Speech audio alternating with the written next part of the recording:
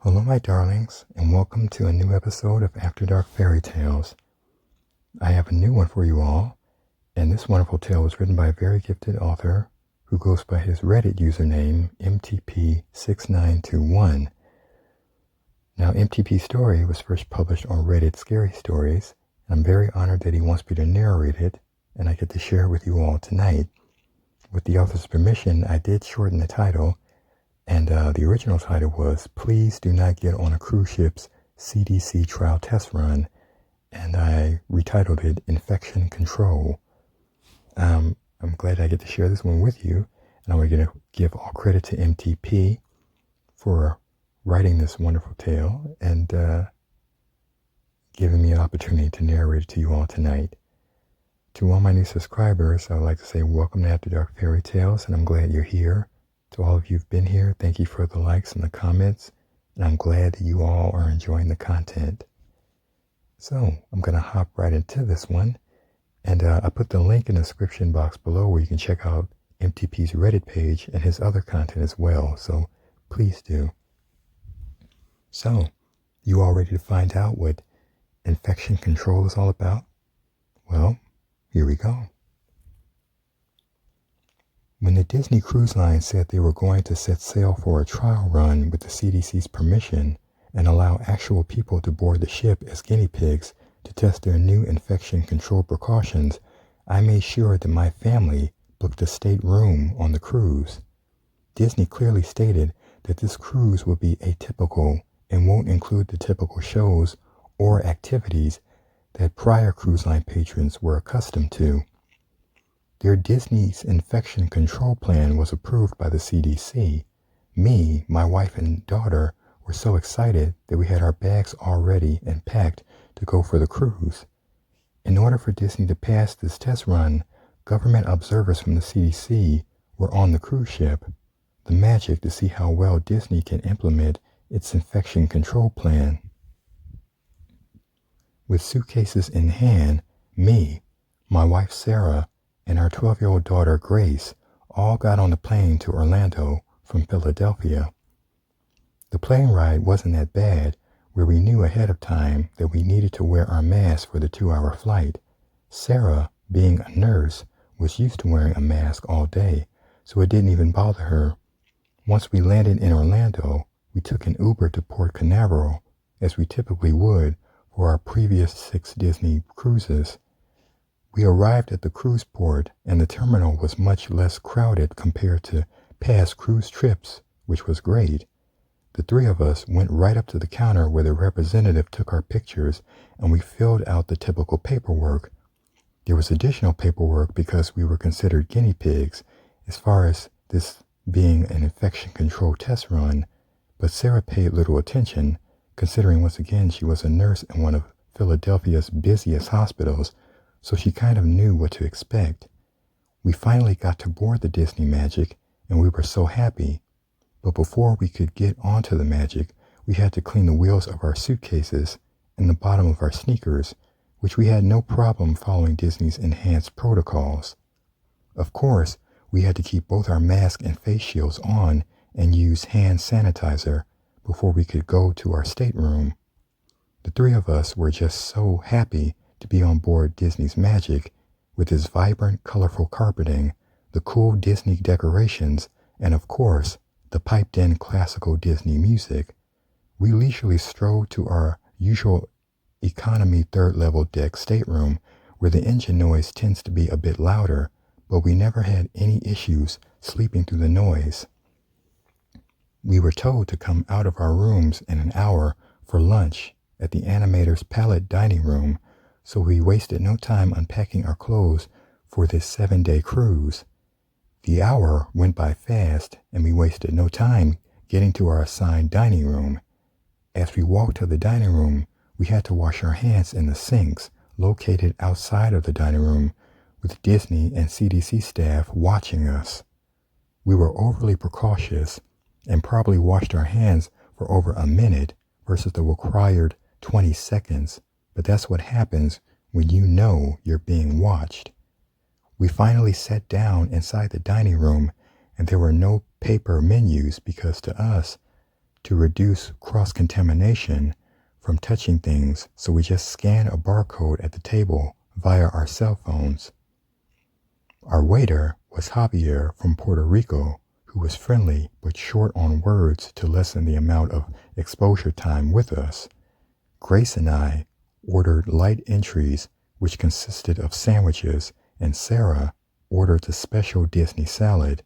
As we waited for our food, we noted that all the patrons were spread out throughout the dining room, and there were 2 CDC observers on opposite ends of the dining room. Also, as we were waiting for our lunch to be served, while sipping on our waters, the 3 of us looked over at a young boy, probably around the age of 6, who was just seated a few tables over from us. He caught our attention because he couldn't stop coughing. His mother was trying to console him by rubbing his back, but he just couldn't stop coughing.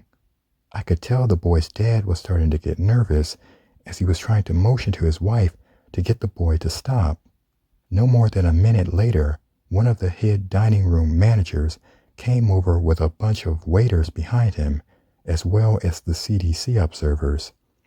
I could overhear the manager say to the family at the table, "I'm sorry, folks. You all have to gather your stuff from your stateroom and leave the ship." The parents pleaded with the manager, saying that the boy had allergies, and once the Allegra kicked in, his coughing symptoms would pass.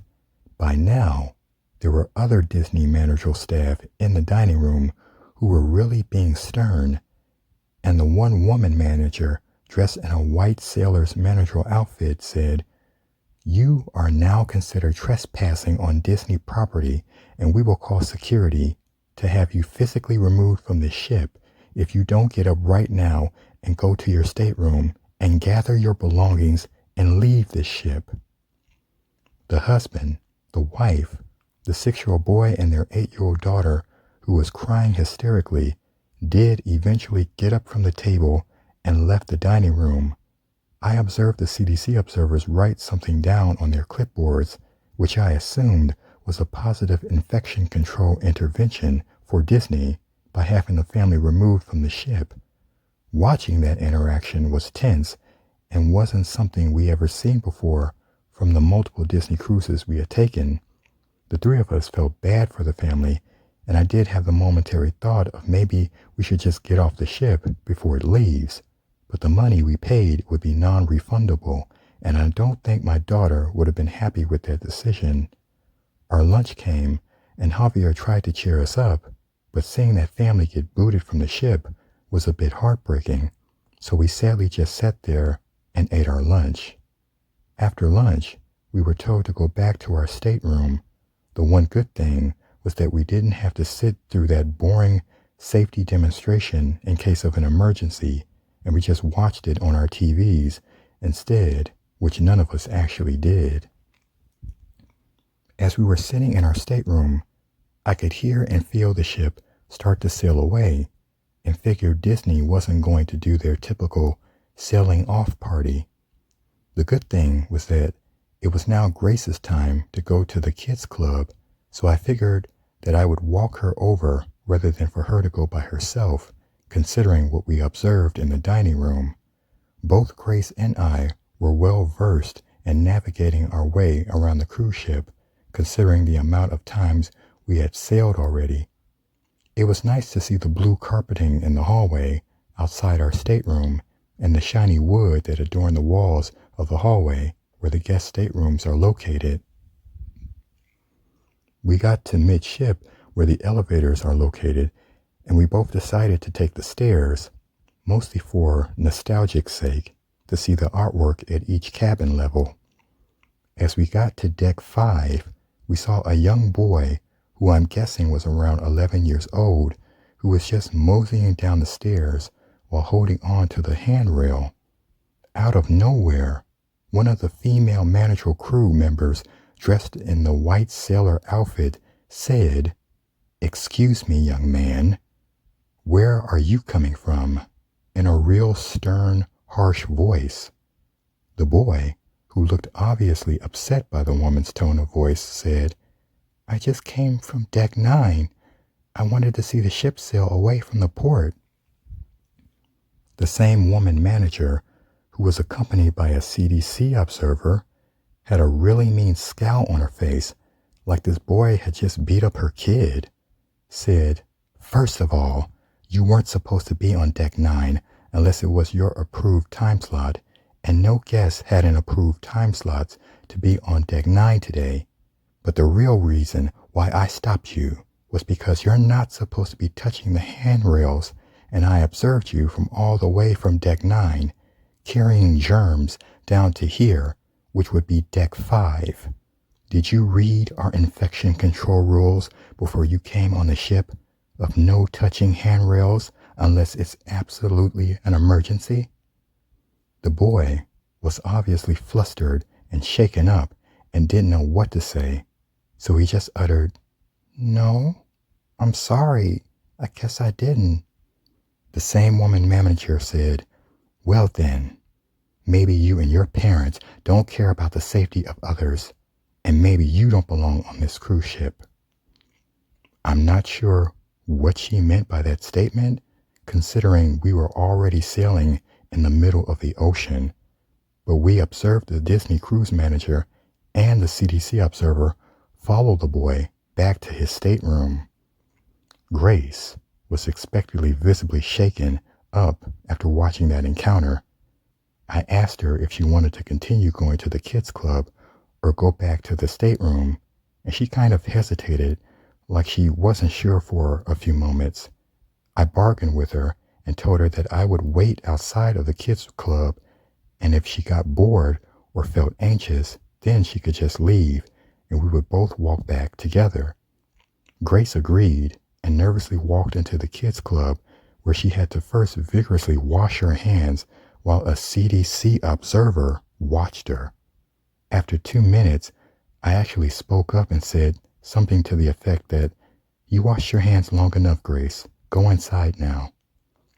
The kids' club is an open environment where parents could see and hear most things that are occurring inside the club from the hallway. During the previous cruises we had taken there was non-stop games and entertainment for the kids, which was one of the biggest reasons why Grace liked the Disney cruises.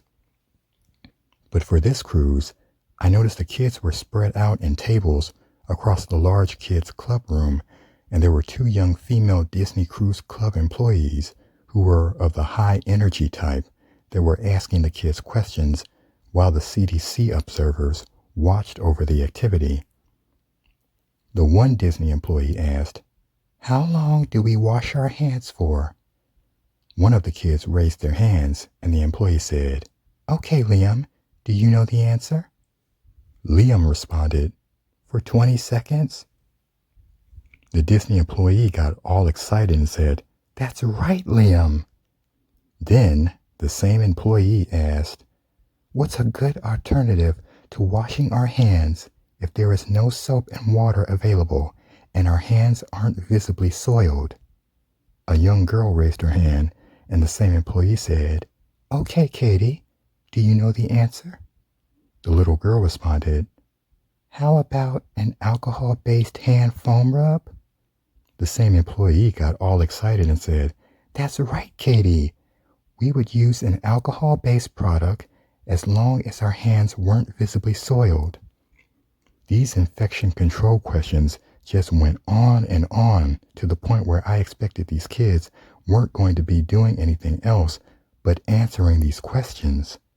I could see my Grace from a distance, and I could tell through her face shield and mask that she was bored, and this was not the type of fun she was expecting.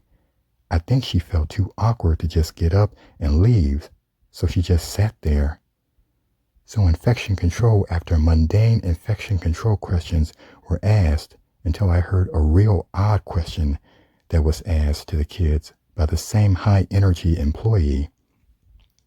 "Okay, so guys, what would you do if you saw your parents not following proper safe infection control practices on this cruise ship?" I thought to myself, what the hell kind of question is that, as I saw a bunch of kids raise their hands. The employee pointed at a girl and said, "Jocelyn, what would you do?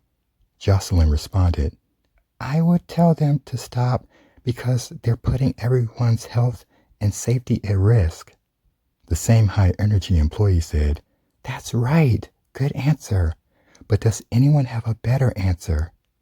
Then she pointed at a boy and said, Okay, Connor, what would you do if you saw your parents not following safe infection control practices? Connor replied, I would tell a Disney cruise employee. The same high-energy employee said, That's the right answer, Connor. Tell a Disney cruise employee right away. I said to myself, what the fuck is this? The Gestapo? Luckily, Grace got really bored and got up and made her way towards me. Grace said, Dad, that wasn't fun at all. I said, I know, honey. I'm sorry.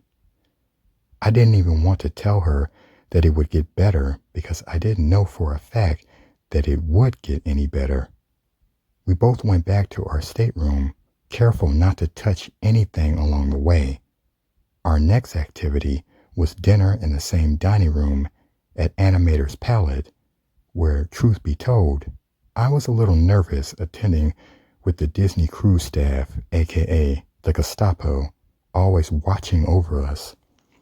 Dinner came, and we washed our hands and were scared enough not to remove our face shields or mask without being served our beverages first. The dinner service was nothing compared to previous sailings where there were no Disney characters that showed up, and if anything, I would say the dining service was quite bland compared to what we were accustomed to in the past.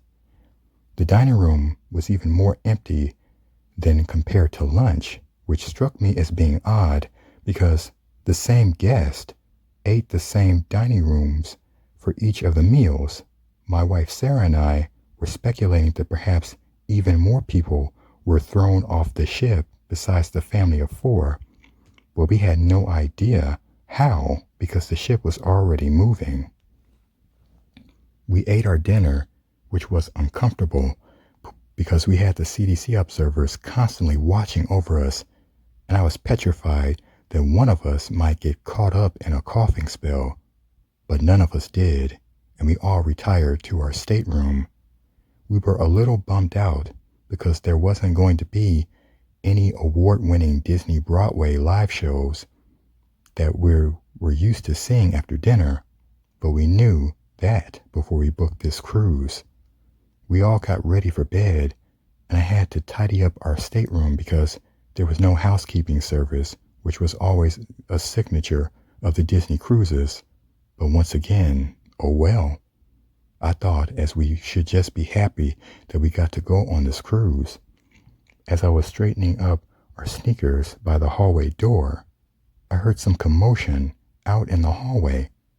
So I opened our stateroom door, and I was shocked when I saw the maintenance crew, who doubled as the security crew, who were holding nightsticks and kind of shoving this young Asian American family down the hallway. I could hear the father saying, "Don't touch my kids," as the Disney security guards acted as bulldozers and continually manhandled the family down the hallway.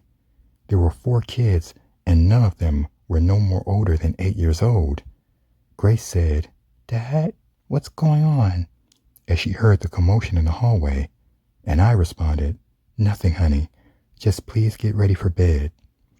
I was still looking out in the hallway, and the security guards were still manhandling the family down to the opposite end of the ship, where I saw the father stop and point his finger in one of the security personnel's faces, and the same security guard whacked the father in the head with a fold-out nightstick. The father kind of fell sideways onto the wall, and one of the security guards prevented the father from falling, then pushed the father along. The little kids were uncontrollably crying, and the mother tried to soothe them by saying, "Just keep on walking." I felt like a real coward, but there was like 8 of those security maintenance guys, and they would have just beaten me up. I am now definitely afraid to be on the ship, and I have no idea where that family was being taken or if they're safe. We are somewhere in the middle of the Caribbean, sailing on the Atlantic Ocean, so I have no idea what international laws are in effect. I'm hesitant to tell Sarah or Grace what I just observed because I don't want to terrify them. I really don't want to leave this room anymore either, but this sailing offers no room service and we brought no food. I go to bed thinking that I have no idea what to do. I don't even think these are real Disney employees and just some hired mercenaries that are doing whatever it takes to get a passing grade from the CDC in order to start regular sailings again. So I just laid in bed all night and only got about a half an hour's worth of sleep. We were allowed to go on deck 9 for a half an hour in the morning, so not to disappoint Grace, the three of us went. I started to look like a crack user with my anxiety being off the charts and because I haven't really slept at all. Before we left our stateroom, I advised all of us not to touch a single thing unless we absolutely have to, and for us just to keep our heads down. We left our stateroom and proceeded towards the elevators. This time, I wanted nothing to do with the stairs. Considering the previous incident with the young boy touching the handrails, we actually passed by a Disney cruise employee walking with a CDC observer where my heart was beating like 1,000 beats per minute. Luckily, the two of them didn't say anything to us and we made it to the elevator. My daughter Grace said, "Dad, do you remember how the Disney staff used to say hi to us when we walked down the hallway?" I said, "I know, honey," as I quickly looked around in a paranoid state to make sure none of the Disney staff heard my daughter's comment. We got on the elevator, which brought us up to the 9th deck. Grace was a little sad because this was the deck where all the pools were located, which were completely void of water now for this sailing. The warm Caribbean weather was really nice, but it felt like we were in a prison courtyard because there were multiple eyes watching us at all times. At one point, the ship got a little unsteady from the turbulent waters, and my daughter reached for the safety bar, where I basically swatted her hands down and made her grab my arm. After about 10 minutes, we decided to leave the deck because of the uncomfortableness of being watched in all directions, and we headed down to breakfast. This time, breakfast was at the Rapunzel's Royal Table dining room, and we waited for our turn to wash our hands before entering the dining room. There was a family of 5 in front of us, and I could tell they were from New York City just based on their demeanor and their attitudes. As the same family finished washing their hands and proceeded to go into the dining room, one of the male dining room employees said, "Excuse me, sir, you didn't lather your hands with the soap correctly while you were washing your hands." The male guest, with his thick New York accent and a pissed-off tone, said, "I didn't do what?" The same employee, with a CDC observer standing right next to him, stated, "Sir, you lathered your hands with the soap under running water, where the water washed away the soap before you could properly lather your hands." The same irate New York City guest said, "I didn't fucking lather my hands properly with soap because of the water. Go fuck yourselves." The same male Disney employee said, "I'm going to need you and your family to wash your hands again." The New York City guest then looked the Disney employee in the eyes while pointing his right index finger and said in a really vulgar tone, "We ain't doing shit. Go fuck yourselves." The Disney employee then instructed someone else to call security. As soon as I heard that, I said to my wife and daughter, "Come on, guys, let's wash our hands so we can go into the dining room." My wife knew what the Disney employee was talking about since she was a nurse, so she showed us how to lather our hands with soap away from the running water. Then I wanted for us to get away from the drama that was about to occur with the New York family and the security staff. We were seated at our table, and I'm not sure if I ever felt this nervous and disjointed in my whole life. I could tell there was no happiness coming from my wife or daughter either, as they just sat there and looked over the breakfast menu on their phones. The dining room really didn't have more than 10 families, including ours, as this was starting to feel like some type of survivor mission with people being constantly eliminated. This dining room could easily hold up to 250 people, so it looked really empty. Javier greeted us and then took our orders. We sat there for a few moments, waiting for our meals to arrive. Then things outside and the hallway really started to heat up. I could hear the man from New York yell out, "Get the fuck away from me!" Then without being able to see anything, it sounded like complete and utter mayhem outside the dining room. The doors were shut, so we couldn't see anything, but between bodies being thrown up against the dining room doors and the sounds of, "I'm going to fucking kill you," echoing throughout the dining room, I knew there was a complete no prisoner mentality war occurring on this Disney cruise ship. I turned to my wife and said, "Do you think I should go out there and do something?" At this point, my wife was crying, and she said, "No, don't get involved. What this cruise ship is doing isn't right, but they should have just washed their hands again." Javier brought our breakfast out and tried to distract our daughter, who was visibly shaking because of the violent mayhem that continued outside in the hallway with the loud banging and the cursing. When Javier went away, I said, "Everyone, try to eat as much as possible, and we will just try to stay in our stateroom as much as possible for the remainder of the trip." Both Grace and Sarah were crying, but shook their heads in agreement. We tried to eat, but it was difficult because we knew that guy from New York was getting the crap beaten out of him.